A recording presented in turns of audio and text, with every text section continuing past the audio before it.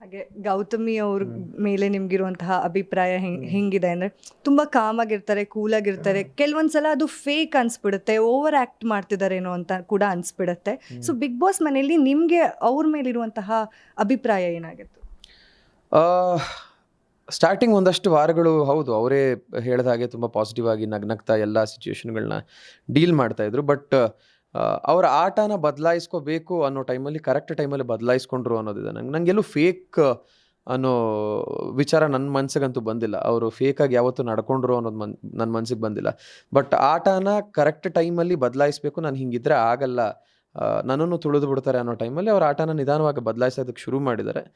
Mostly ಮುಂದಿನ ವಾರಗಳಲ್ಲಿ ಕಂಪ್ಲೀಟಾಗಿ ಅವ್ರ ಆಟನ ಬದಲಾಯಿಸ್ಕೊಂಡು ಆಡ್ತಾರೆ ಅಂತ ಅನ್ಸುತ್ತೆ. ನೀವು ಫಿನಾಲೆವರೆಗೂ ಹೋಗಿದ್ದಿದ್ರೆ ನಿಮ್ಮ ಕಾಂಪಿಟೇಟರ್ ಆಗಿ ಯಾರನ್ನ ನೋಡ್ತಾ ಇದ್ರಿ? ಒಬ್ಬರ ಹೆಸರು ತಗೋಬೇಕಾ?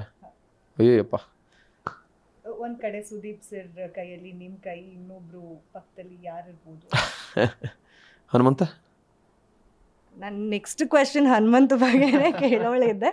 ಬಿಕಾಸ್ ತುಂಬಾ ಮುಗ್ದ್ರು ಅನಿಸ್ತಾರೆ, ತುಂಬಾ ಇನೋಸೆಂಟ್ ಅನ್ನಿಸ್ತಾರೆ. ಹಾಗೆ ಅವರು ಆಟ ಕೂಡ ತುಂಬಾ ಪ್ರಾಮಾಣಿಕವಾಗಿ ಆಡ್ಕೊಂಡ್ ಬಂದಿದ್ದಾರೆ. ಅದು ಮನೇಲಿರೋರ್ಗೂ ಅನ್ನಿಸ್ತಿದೆ, ಹೊರಗಡೆಯವ್ರಿಗೂ ಅನ್ನಿಸ್ತಿದೆ.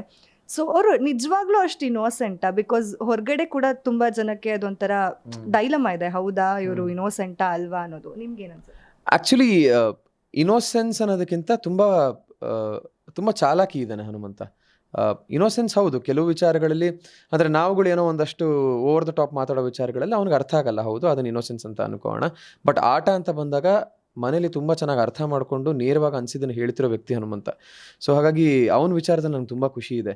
ಮನಸ್ಸಲ್ಲಿ ಏನಿದೆಯೋ ಅದನ್ನು ತುಂಬ ನೇರವಾಗಿ ಆ ಕ್ಷಣಕ್ಕೆ ಬಾಯಲ್ಲಿ ಹೇಳ್ಬಿಡ್ತಾನೆ. ಸೊ ಅದೆಲ್ಲ ಅವನಿಗೆ ಹೊರಗಡೆ ತುಂಬ ಪ್ಲಸ್ ಆಗ್ತಿದೆ ಅಂತ ನನಗನ್ಸಿದೆ. ಆ್ಯಂಡ್ ನನಗೂ ಮನೆ ಒಳಗಿದ್ದಾಗ ಅವನಲ್ಲಿ ಇಷ್ಟ ಆಗ್ತಿದ್ದಿದೆ, ಅದು ತುಂಬ ನೇರವಾಗಿ ಹೇಳುವಂಥ ವ್ಯಕ್ತಿತ್ವ. ಸೊ ಅವನು ಚೆನ್ನಾಗಿ ಆಡ್ತದೆ. ಹಾಗೆ ತ್ರಿವಿಕ್ರಮ್ ಹಾಗೆ ಭವ್ಯ ಅವರ ಡುಯಲ್, ಅಂದ್ರೆ ಅವರಿಬ್ರು ತುಂಬಾ ಜೊತೆಲೇ ಇರ್ತಾರೆ. ಹಾಗಾಗಿ ಅದು ಭವ್ಯ ಅವ್ರಿಗೆ ಪ್ಲಸ್ ಆಯ್ತು ಅಂತ ನಿಮ್ಗೆ ಅನ್ಸುತ್ತಾ? ಯಾಕಂದ್ರೆ ಈ ವಾರ ಐಶ್ವರ್ಯ ಅವರು ಭವ್ಯ ಅವ್ರ ಪ್ಲೇಸ್ ಅಲ್ಲಿ ಇದ್ದಿದ್ರೆ ಪ್ರಾಬಬ್ಲಿ ಐಶ್ವರ್ಯ ಅವರು ಹೊರಗೆ ಬರ್ತಾ ಇದ್ರೇನೋ, ನೀವ್ ಸೇಫ್ ಆಗ್ತಾ ಇದ್ರೇನೋ. ಸೊ ಏನ್ ಅನ್ಸುತ್ತೆ? ಭವ್ಯ ಫಿಸಿಕಲಿ ಅಂತ ಬಂದರೆ ತುಂಬ ಸ್ಟ್ರಾಂಗ್ ಇದ್ದಾಳೆ, ಹೌದು.